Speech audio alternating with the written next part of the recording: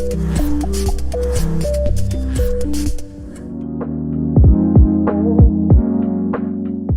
my name's Steve Walker from Promise Money, and today I'm talking about joint mortgages. Now, joint mortgages have been around for a while. It's where a number of members of a family might all come together and put their names on the mortgage in order to buy a property. But they are becoming really popular now for people who are looking to get on the property ladder. I'm talking about people who either don't have enough income to get the size of mortgage they want, or don't have enough deposit to get to the loan to value that they need to be able to buy a property. This is where a joint mortgage could come in and could work really well for you if you're in that scenario. What people are doing is they're simply grouping together 4 individuals, up to 4, could just be 2, and they're saying, right, we're going to buy this property together, we'll pool our deposits, we'll pool our income, and that's going to get us a bigger mortgage or a bigger house or whatever it may be. But it does come with a few caveats, and there are some other considerations. It's great news that if you've got a bigger deposit, that's really good news, and you've got more income, that's good news. But you do need to make sure that you get on with these people and you agree with them, because you all need to agree to this. And especially think forward when the property comes to be sold. If there are 3 people or 4 people, let's say there's 4 people in the agreement, you are all jointly and severally liable for that mortgage. So when the property comes to be sold, if one of you doesn't want to sell it and the other 3 do, that person can hold things up. More importantly, if one person goes into arrears and can't make their payments, the other 3 people are responsible. So you need to know who you're dealing with.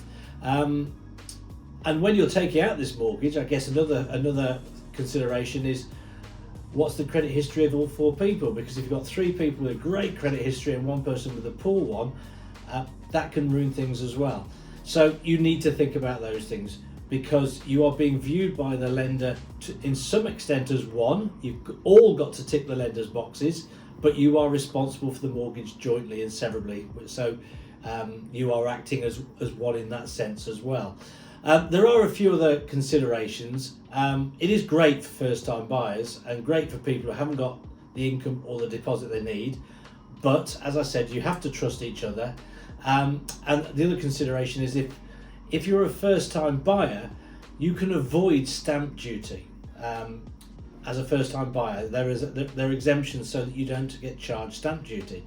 If this is your first property, you might be thinking, right, okay, no stamp duty. But if one of the people in the group of 4 or 2 or 3, whatever it might be, has owned property before, they won't get that allowance, and that could put the kibosh on you getting it as well. So you need to check that out very, very carefully. But apart from that, if you all get on, if you trust each other, if you're all sensible, rational people who can have a sensible, rational conversation and a collective decision can be made at the various points, when you buy, when you sell, what happens if somebody falls into arrears or can't make the payments, how you're going to deal with all of that, it could be a great way for 4 people to buy, let's face it, a much bigger house than they would be able to afford normally on their own. It's got to be better than renting, surely. And you've got the bigger house, but you've also got 4 incomes coming in, so you've got all your electricity split 4 ways, you've got all of your council tax, etc., split 4 ways. So your outgoings and your running costs of the house are shared between you as well.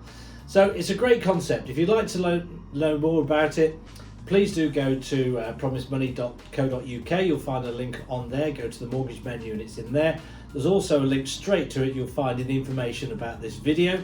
And obviously we've got lots of other videos about tips and products if you're looking to get onto the property ladder, or you're further through buying property, or it might be on something else like buy-to-let mortgages, commercial mortgages, secured loans. It's all there on our YouTube and on the Promise Money website, so go and check it out. Now please, before you go, don't forget to subscribe and like our video so other people get to see it. Thanks a lot. Bye bye.